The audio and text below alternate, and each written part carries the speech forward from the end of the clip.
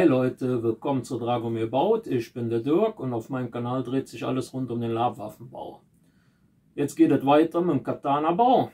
Der Kernstab ist jetzt soweit okay. Ja, und dann fangen wir jetzt mal an, die Klinge zu kleben. Also, gerne abonnieren. Abo ist immer gerne gesehen. Kommentare, gute, schlechte, wie auch immer, sind auch gern gesehen und Likes natürlich auch. So, dann sehen wir uns gleich wieder. Bleibt dabei. Wir sehen uns. So Leute, ich habe schon ein bisschen was vorbereitet. Das kennt ihr ja.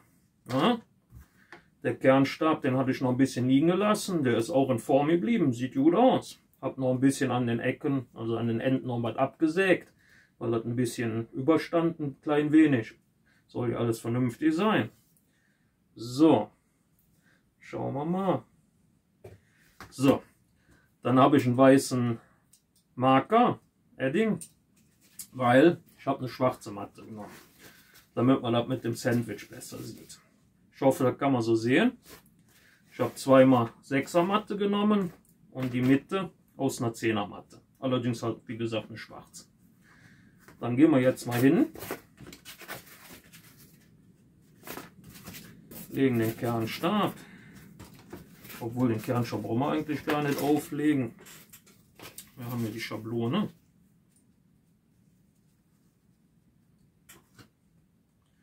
Gucken wir mal.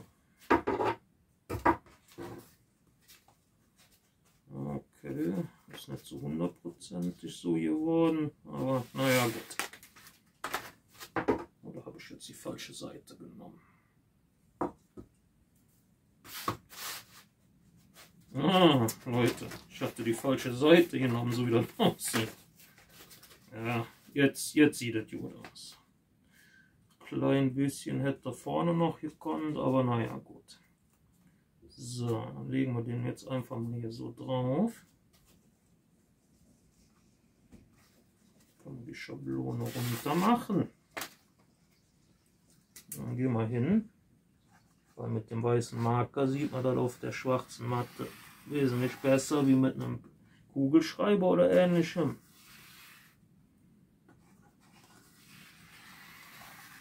Vorausgesetzt, das Ding kommt noch was raus.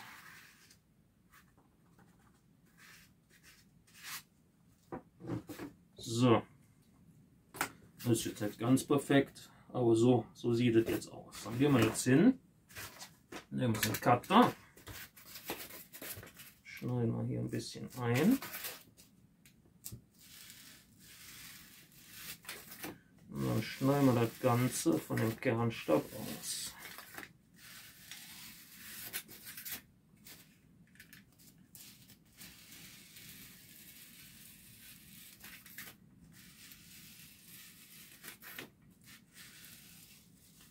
Dann nehmen wir dann immer die innere Seite von der weißen Linie. Dann passt das auch. Nicht die äußere.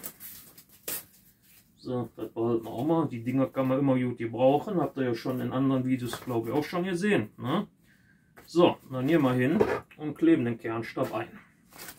Gucken wir erstmal, dass das die richtige Seite ist. Ja. Dann nehme ich dann wieder die Heißklebepistole. Wie gesagt, kann man auch Pattex nehmen. Okay, die ist schön heiß. Die habe ich schon ein bisschen vorgeglüht. Und dann fangen wir erstmal an, den Kernstab einzukleben.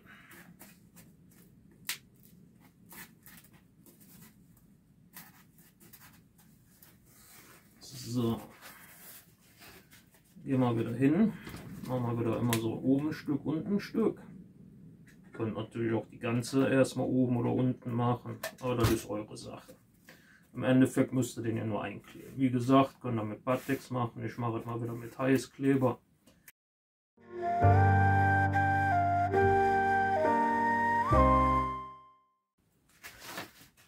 So, jetzt haben wir den Kernstab soweit eingeklebt. Jetzt gehe ich überall nochmal, wie ich es immer mache, nochmal drüber an den Kanten. Ich tue den ganzen Pattex bzw. den Heißkleber noch so ein bisschen verteilen, da wo das was dicker ist. Beziehungsweise die Kanten noch so ein bisschen, damit die Verklebung besser ist.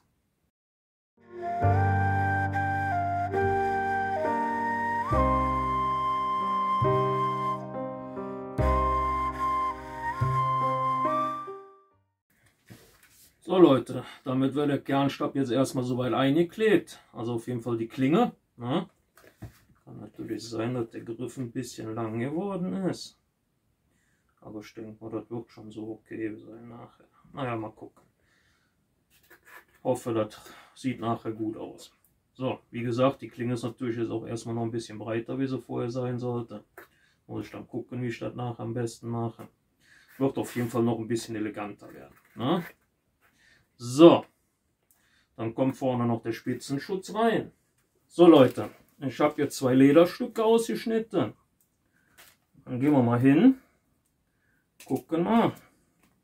Das will ich dann bis zur Spitze einkleben komplett.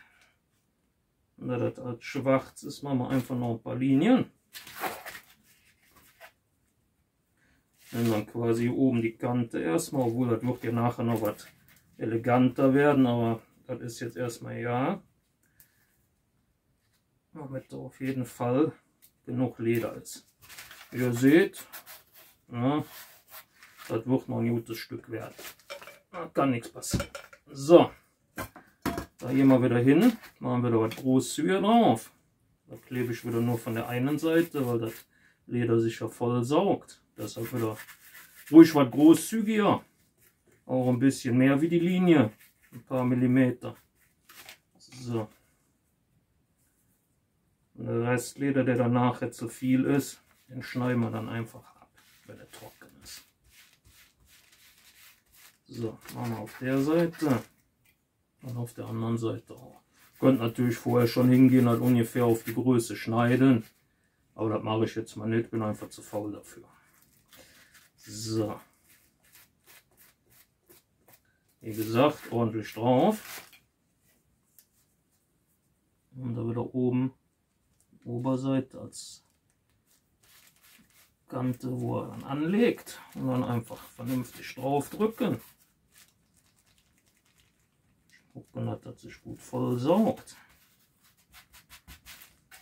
So. Das Ganze lassen wir jetzt erstmal trocknen. So Leute, bin jetzt hingegangen, nachdem das Ganze getrocknet ist, habe ich hier schon mal das Leder ein bisschen beigeschnitten. Und jetzt fangen wir an zu kleben. Dann nehmen wir erstmal die erste Seite, legen wir wieder drauf, einmal umgeklappt zum Spiegeln, damit er dann auch die richtige Seite erwischt. Und dann fangen wir mal wieder an, das Ganze mit Pattex Classic zu verkleben.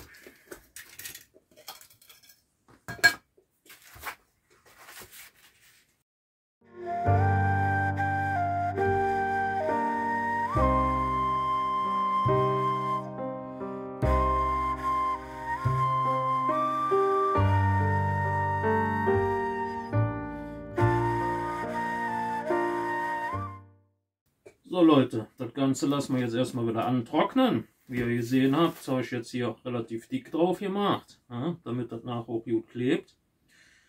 So Leute, dann geht es mal weiter. Und zwar, das Ganze ist jetzt soweit angetrocknet. Gehen wir hin, fangen an irgendeiner Ecke an. Ich fange jetzt mal hier an der Spitze an. Guck, dass ich so weitgehend das Ganze bündig kriege. Vor allen Dingen an der oberen Seite, weil oben möchte ich nicht so viel wegschneiden, also eher ein bisschen unten. Gut, oben wird auch ein bisschen wegkommen, aber halt nicht so viel. Damit das Ganze danach ein bisschen schlanker aussieht. So. Das Ganze dann wieder gut andrücken. Und dann fangen wir an, die nächste Seite auch zu machen. Erstmal wieder auflegen, spiegeln, also einmal umdrehen. Und dann könnt ihr schon wieder anfangen zu pinseln. Wie ihr seht, das geht alles relativ gut, wenn man weiß wie. Also alles kein Problem.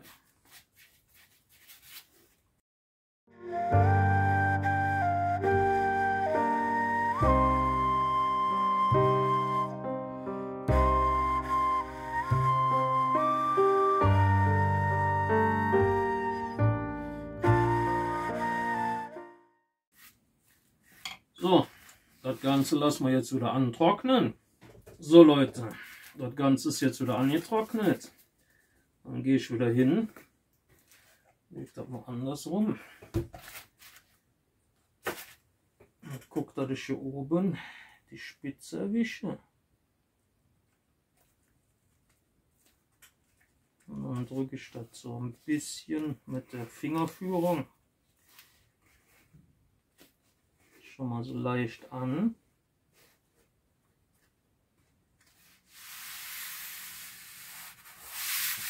So. Und dann kann man nochmal nachdrücken, wie gesagt. Ihr könnt dann natürlich mit der Schraubzwingen hingehen, was meistens immer besser ist, aber da müsst ihr halt gucken, dass ihr auch ein Brett nimmt, was groß genug ist. Und bei der Länge dann halt auch mehr wie 2 Schraubzwingen. Wichtig ist immer hier eine Schraubzwinge, hier und dann nochmal in der Mitte. Also 3 solltet ihr bei der Länge auf jeden Fall benutzen. Und halt ein Brett, das halt breit genug ist. Ich mache es jetzt halt von Hand. Aber wenn ihr es so richtig hundertprozentig machen wollt, kann das nicht schaden. Nur hier im Keller mache ich es halt nicht, weil das halt ein bisschen blöd ist vom Platz her. So, das Ganze lassen wir jetzt erstmal trocknen. So Leute, dann geht es mal weiter. Und zwar, geklebt haben wir das Ganze jetzt. Ist jetzt auch trockene Pateks. Das ist hier jetzt diese breitere Form. Das tun wir jetzt auf Seite. Und dann habe ich ja hier diese etwas schmalere Form gemacht. Das habe ich ja extra gemacht, damit man noch ein bisschen was wegschleifen kann. Habe jetzt hier schon mal so kurz angelehnt gehabt. Dann könnt ihr ja ungefähr gucken, wie es dann mit dem Kernstab aussieht, da ihr überall noch genug Luft habt. Dann gucke ich mal, wie es hier oben aussieht. Könnte man theoretisch auch noch bis zur Spitze lassen, aber wir machen das jetzt einfach mal so. Mal gucken, wie es danach aussieht. Ich glaube, hier unten ist es auch noch ein bisschen breiter wie der Rest. Da muss ich mal gucken. Werde ich wohl noch ein bisschen was schleifen müssen. Aber schauen wir mal. So, wir werden jetzt auch erstmal nur die Klinge machen und dann gucken wir nachher, wie wir dann das zubauen, den Rest dann da dran montieren. So, dann haben wir das jetzt angezeichnet. Das schmeißen wir jetzt mal auf Seite. So. So, dann gehen wir hin und schneiden das schon mal aus.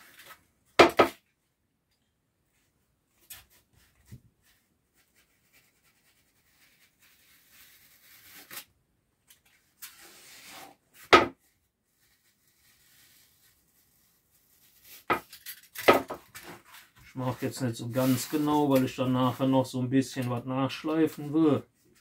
Also ich lasse so 1 Millimeter oder so, lasse ich noch mehr stehen. Ungefähr. Hinten ist es nicht so schlimm, weil da ist es sowieso ein bisschen breiter wie vorne. Da will ich dann auch noch ein bisschen mehr wegschleifen. Aber wie gesagt, immer gucken, dass man noch ein bisschen was zum Schleifen übrig lässt. Vorne an der Spitze geht es natürlich ein bisschen schwerer mit dem Schneiden, weil ich da ja überall auf der ganzen Fläche mit Leder eingeklebt habe. Aber das geht schon. So.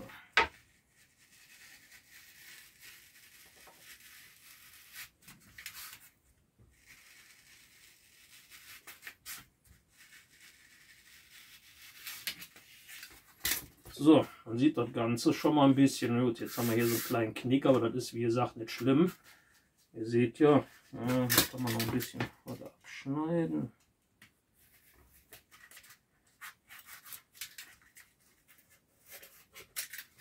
Mal schauen.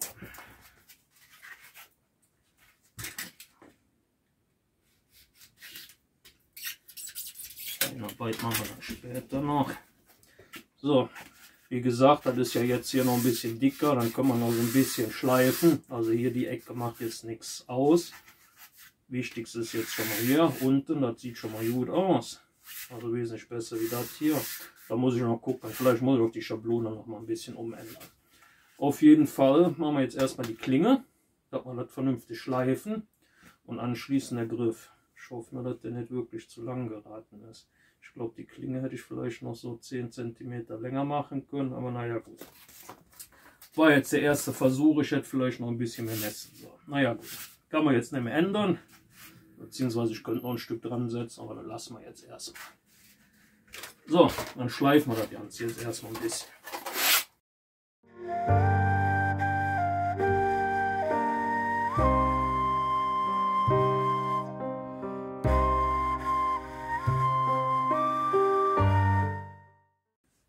Naja, so ganz ist es noch nicht so, wie ich will. Also da muss ich noch ein ganzes Teil nachschleifen, aber das wird langsam.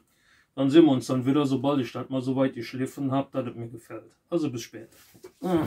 So Leute, zwar habe ich gerade beim Film ein bisschen Scheiß gebaut. Hab vergessen auf den Aufnahmeknopf zu drücken in der Zeit, wo ich jetzt alles gemacht habe. Naja gut, ich kann es euch immer noch erklären. Und zwar bin ich hingegangen, habe jetzt hier 4 cm abgemessen. Das wird dann quasi für dieses Blech werden. Also dasselbe, was ich bei dem Wakizashi genommen habe. Muss ich auch noch ein bisschen dann anschleifen. Dann habe ich jetzt hier eine 45 Grad ungefähr reingemacht. Dass das nachher ein bisschen schöner aussieht. Will heißt das Ganze auch ein bisschen eleganter wirken. Habe auch noch ein bisschen was hier wegschneiden müssen. Dass das Ganze von dem ein bisschen gleichmäßig aussieht. Bin dann hingegangen, habe die Klinge auch schon mal geschliffen.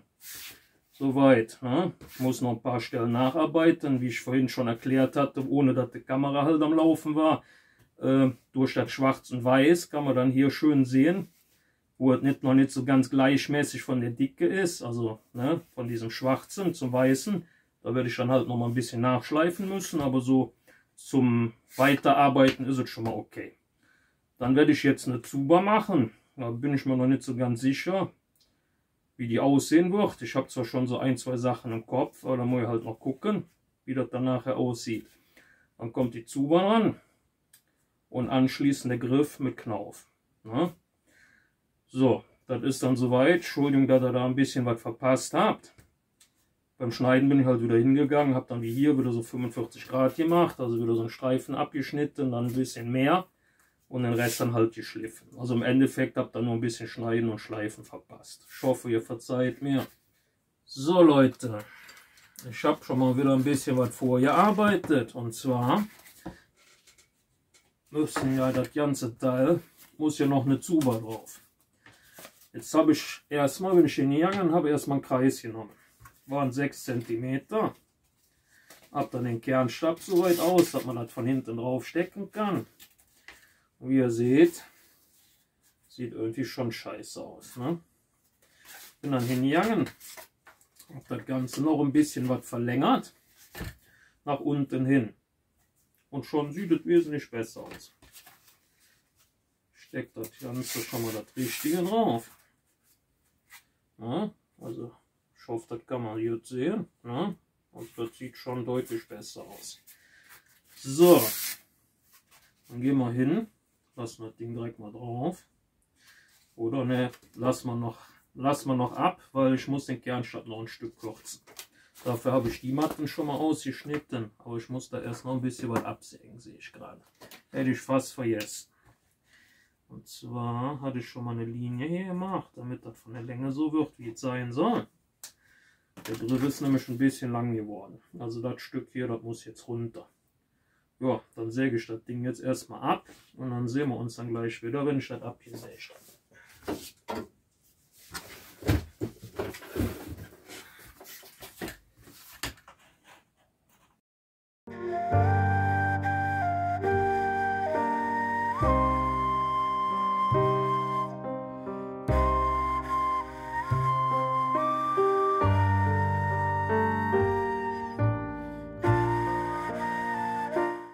So Leute, das Stück vom Kernstab habe ich abgesägt. Dabei habe ich mir noch ein bisschen in den Finger irgendwie geschafft zu sägen. Keine Ahnung, wie ich das hingekriegt habe.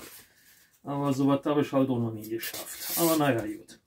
Finger schneiden schon öfters, aber sägen in den Finger, das ist mal was ganz Neues. Naja, gut.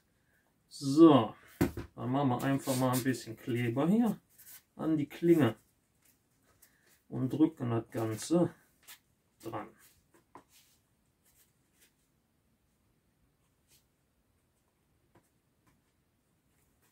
Ja, das könnte was werden. Ich denke mal, das wird ein ganz hübsches Teil. Relativ schlicht, aber hübsch. So,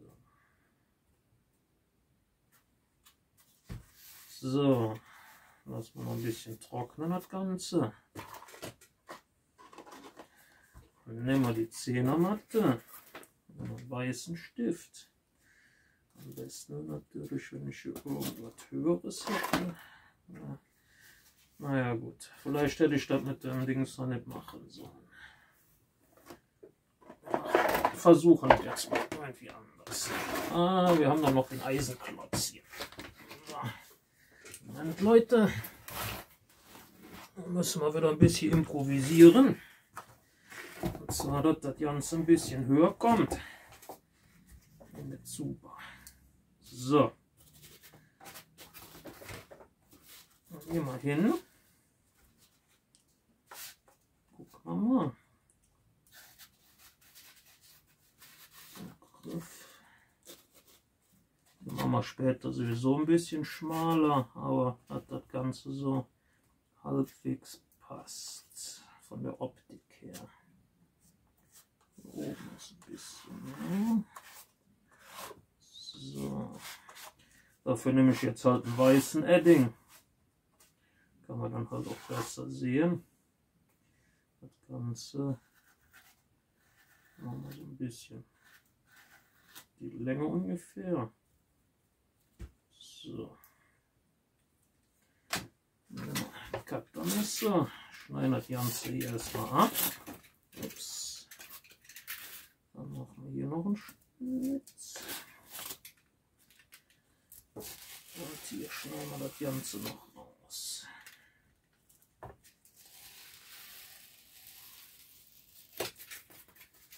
So.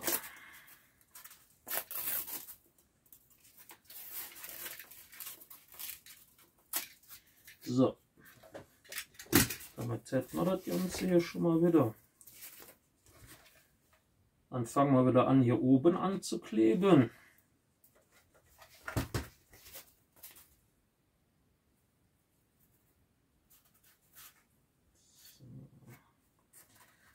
Ich glaube, das gucke ich, dass ich dann in einem durchgeklebt kriege, dann kann sich da auch nichts von der Länge verändern. Das sieht, glaube ich, gut aus.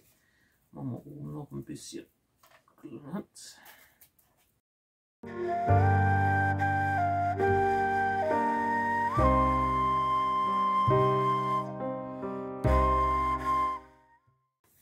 So, jetzt haben wir das soweit. Jetzt brauche ich noch was dünnes Leder.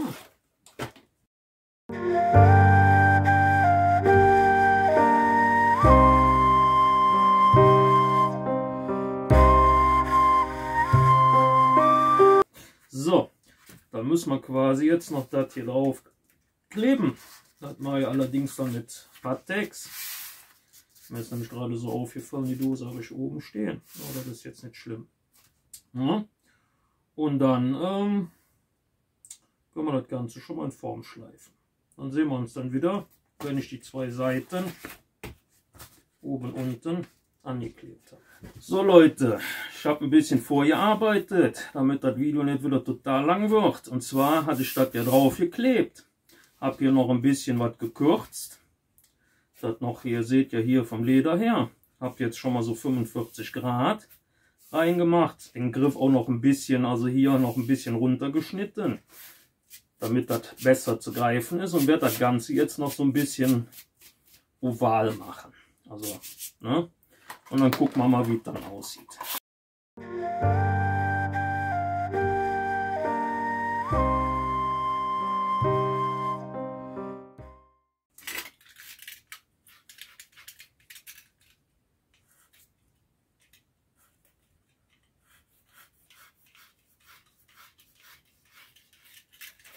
So.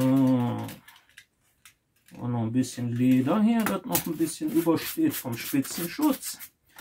So, dann habe ich hier noch irgendwo ein Material-Reststück rumliegen gehabt. Das machen wir jetzt alles ein bisschen dünner. Und zwar nehme ich mal wieder meinen Schleif-Steinholz-Lineal. Das ist eigentlich immer eine ziemlich gute Breite für so Sachen. Zwar will ich das Ding hinten nicht so einfach nur Holz, sondern das soll noch ein bisschen hübscher werden. Also kommt da hinten noch ein bisschen was drauf. So. Zwar machen wir hier noch so Knauf. Gehen wir erstmal hin.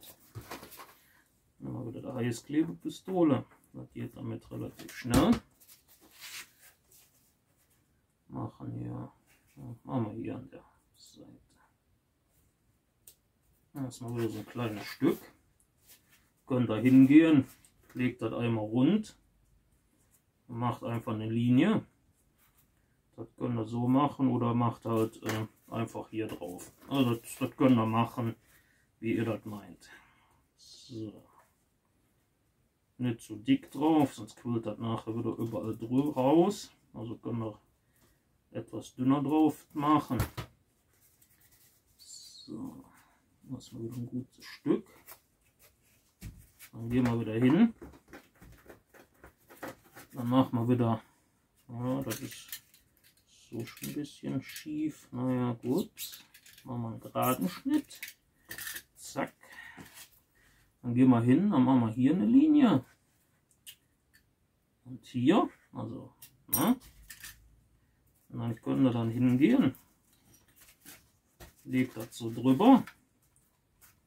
Dann guckt er, dass das mit dem Cuttermesser mit den 2 Linien gerade ist. Und dann braucht er das nur noch abschneiden und schon habt ihr das hier unten bündig. So.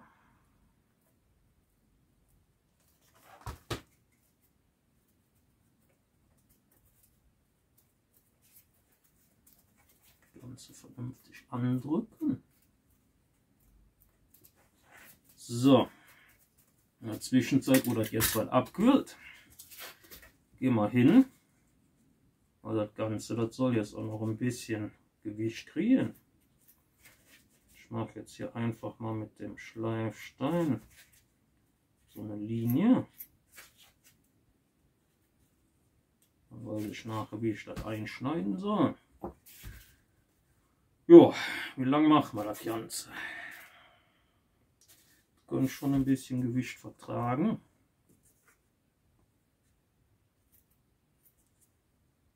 Ja. Machen wir noch ein bisschen mehr. Machen wir noch 1, 2. Ja. Ich glaube, das soll ungefähr hinkommen.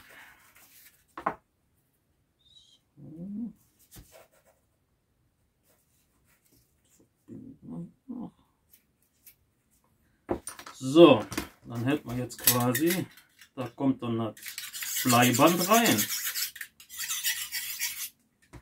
Dann gehen wir wieder hin, machen einmal rundherum so einen leichten Einschnitt.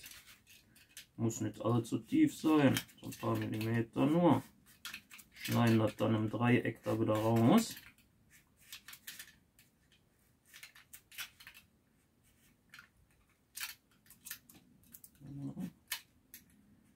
Das will noch nicht.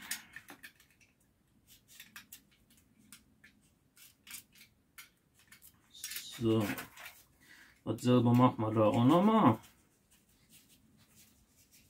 Könnt natürlich auch hingehen und macht dann halt Kordel oder so was rein, wenn ihr den Griff halt noch fester haben wollt. So, aber das ist dann halt Geschmackssache.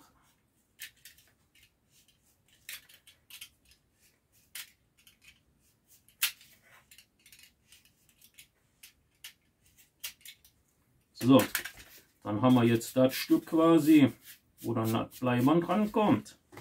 Dann gehen wir mal hin. Das ist schon so ein bisschen was am Bleiband bereitgestellt. Dann fangen wir wieder an, machen an einer Stelle in die Vertiefung Bleiband auch, aber ich meine jetzt eigentlich den Kleber. So, bisschen reindrücken.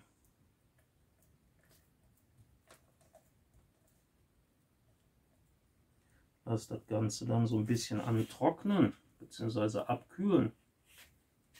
Noch schon mal so ein bisschen weiter. Müsst ihr dann mal gucken, dass er das vernünftig rangezogen kriegt. Und dann gehe ich immer so ein paar Zentimeter hin. 5, 6, je nachdem, müsst ihr gucken, wie schnell er halt arbeitet damit. Und dann kommt halt der Bleiband rum. Immer gucken, dass das soweit bündig ist, dass das nicht zu dick nachher ist, also dass das von der Griffdicke nachher alles so ziemlich das gleiche ist, dass das nicht nachher kacke aussieht. Gut, kommt nachher noch was Leder drüber. Und dann halt noch diese klassische japanische Wicklung.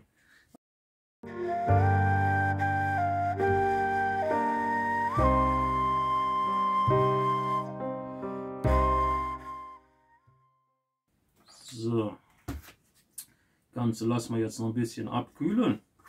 In der Zwischenzeit kommt man hingehen. Wir werden hier das da noch so ein bisschen, da gehen wir nicht mit dem Cutter, da tun wir nur ein bisschen die Kanten brechen.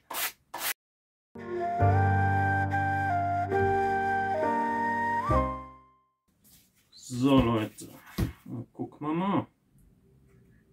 Das Ganze ist noch. Müssen wir mal schauen, dass wir noch ein Stück abschneiden.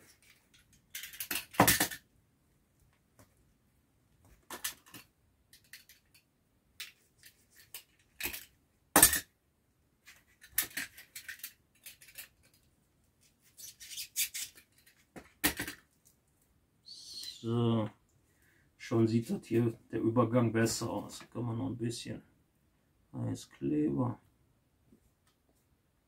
So, seht ihr, und schon sieht das ganz gut aus. Jetzt schneiden wir hier oben das Ganze auch noch ab. Guckt ihr, dass das dann möglichst weit bündig ist. Ihr seht, hier ist auch okay. Tun wir noch ein bisschen Heißkleber wieder drüber. Dann kann da auch nichts mehr so schnell aufgehen. So. Damit wäre dann quasi der Griff soweit fertig, die Klinge auch. Ja. Zuber ist dran. Jetzt gehen wir hier nochmal schnell mit dem Heißluftföhn drüber.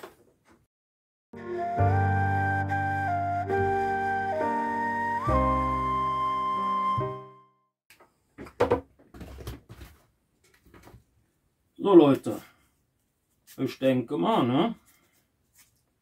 Das ist jetzt soweit alles gut. Wir können jetzt, gut, hier die Kanten können auch noch so ein bisschen brechen.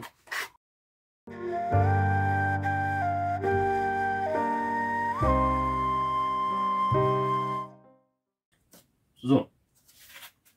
Ja. So Leute, der Rohling ist jetzt soweit fertig. Ne? Ich hoffe mal, das kann man so gut sehen. Zum Greifen ist es auch genug. Also ich denke mal, das Ganze ist ganz ordentlich geworden.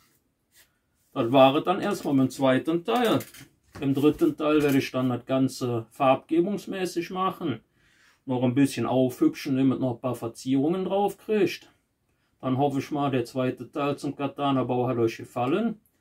Wir sehen uns dann beim dritten Teil, wenn ich das Ding dann endgültig fertig mache. Ich hoffe, das Ganze hat euch gefallen. Likes, Kommentare gern gesehen. Ja, teilen, Abos sowieso. Ja, wäre schön. Sind immer noch zu viele, die ohne Abo gucken.